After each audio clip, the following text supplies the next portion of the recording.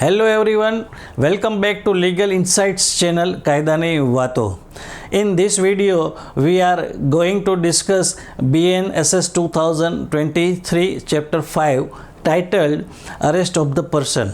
This chapter explains us legal framework for arresting the person, duties to be followed, right of the arrested person, and also duties of the law enforcement agencies at the time of arresting the person. This chapter includes section 35 to 62. So let's dive in deep to key points of this chapter. We are today discussing the key points of chapter 5, arrest of the person. So first section is section 35, arrest without warrant.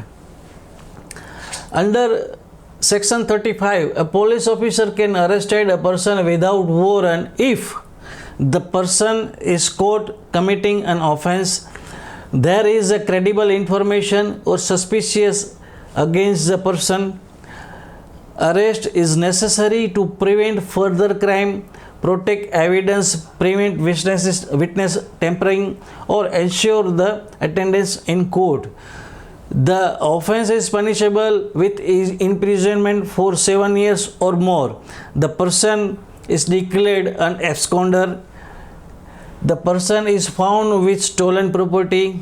The officer's duty is obstruct or the accused escape the custody. The person is deserted from armed forces. The person committed an offense abroad warranting extradition. The person is a repeat offender or previously released on bail who violated the conditions. A police officer has requested the arrest. So section 35 gives us the occasion when the police officer arrested the person without warrant. In section 36, procedure of arrest and duties. When making an arrest, at the time of arrest, what kind of procedure to be followed by the officer? The arresting officer must be clearly identify themselves, prepare an arrest memorandum signed by at least one independent witness, a family member or a local resident. The arrested person should also sign the memorandum. If no family member is present, the arrested person has the right to inform a relative or friend about the arrest.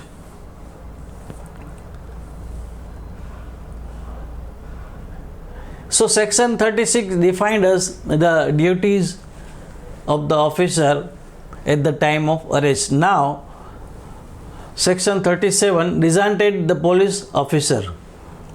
State government must ensure that every district and police station has a police control room and a designated officer, at least assistant sub-inspector or above, responsible for maintaining records of arrests, nature of offences and related details. Section 38, right to meet advocate. An arrested person has the right to consult with a lawyer during the arrest and interrogation process. While consultation may not be continuous, they must be allowed to meet their lawyer at reasonable intervals. So section 38 has given right to the arrested person to meet his lawyer during the interrogation, not in continuation but intervals time during the time of interrogation. Section 39, arrest on refusal to give name or address. If a person refuses to give their name and address in connection with a non-cognizable offense, they can be arrested to ascertain their identity. If identity is confirmed within 24 hours, they may be released on bond. Otherwise, they must be produced before the magistrate. Section 40, arrested by private person. Any private person may arrest someone caught in the act of a non-bailable cognizable offence or who is a fugitive from the justice. The arrested person must be handed over to the police within 6 hours or released if there is no sufficient reason to hold them. Section 24. Arrested by the magistrate. A magistrate, upon the witnessing an offence in their jurisdiction, can either make an arrest directly or order police to arrest the accused. Section 42. Protection of armed forces personnel. Member of the armed forces can only be arrested with the permission of the central government, except in the some cases where the state government permission suffice. This protect their service and duties.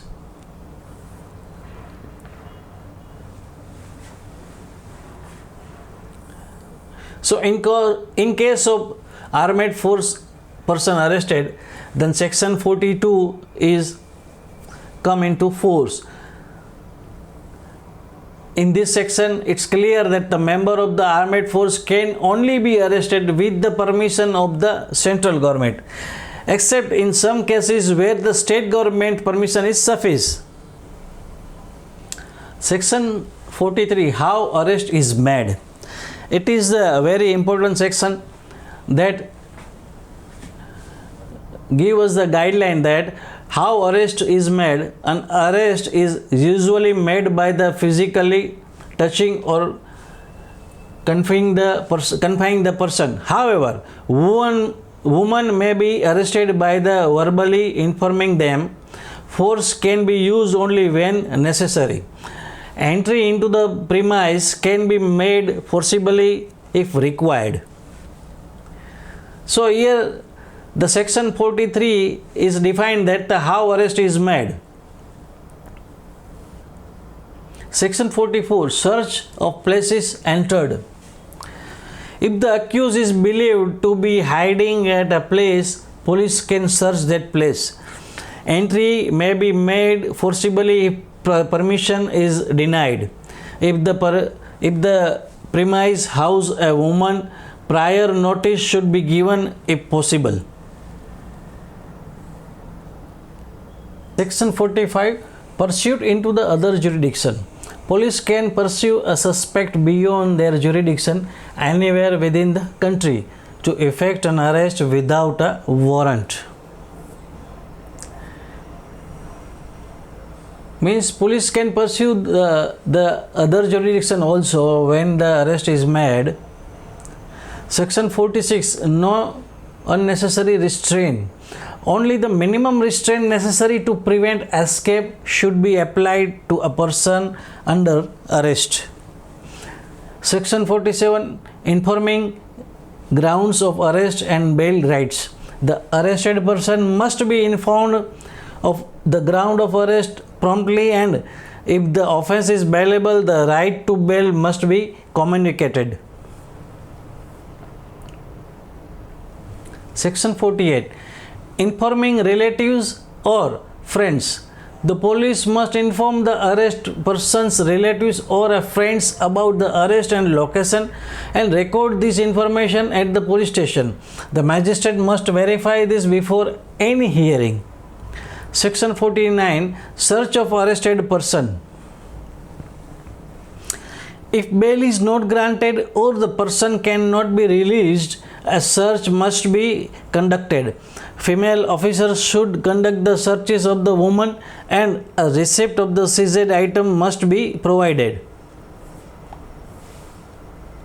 Section 50. Seizure of weapons. Weapons or dangerous items found of the arrested person must be seized and reported to the court or proper authority immediately.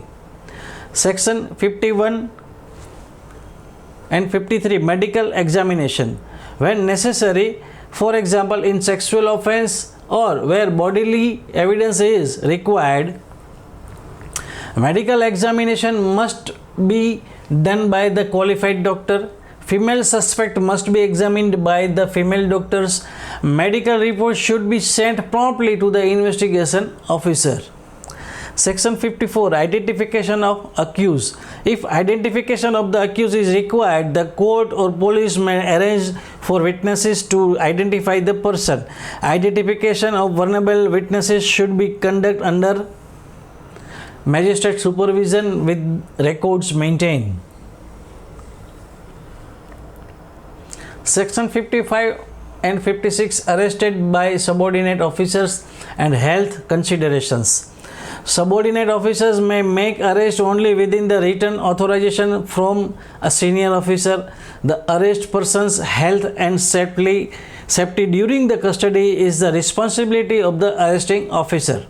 Section 57-58, presentation before magistrate and time limits. The arrested person must be produced before the magistrate or police in charge without delay. So section 57 and 58 says that the arrested person must be produced before the magistrate or police in charge without delay. No person shall be detained beyond 24 hours excluding travel time without magistrate approval.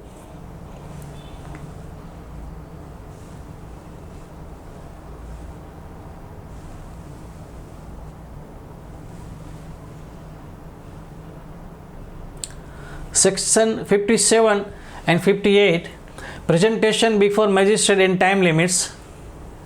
The arrested person must be produced before a magistrate or police in charge without delay.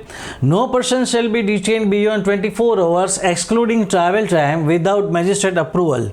Section 59 and 60, reporting arrest and release conditions. Arrest must be reported to district magistrate or appropriate authorities regardless of bail status. Release may be on bond or magistrate special order only. Section 61 and 62, pursuit of escapees and lawful arrest only. If an arrested person escapes, police may pursue anywhere in India. Arrest must comply with BNSS and applicable laws. Illegal arrest will be invalid.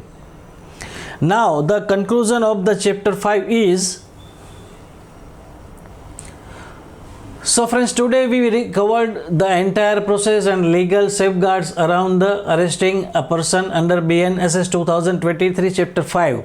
We learned when arrest can be made without a warrant, the procedure officer must follow, rights of the arrested person like consulting a lawyer, informing family and medical care, limits on the use of the force and timely presentation to magistrate. In our next video we will discuss chapter 6 of summons and warrants.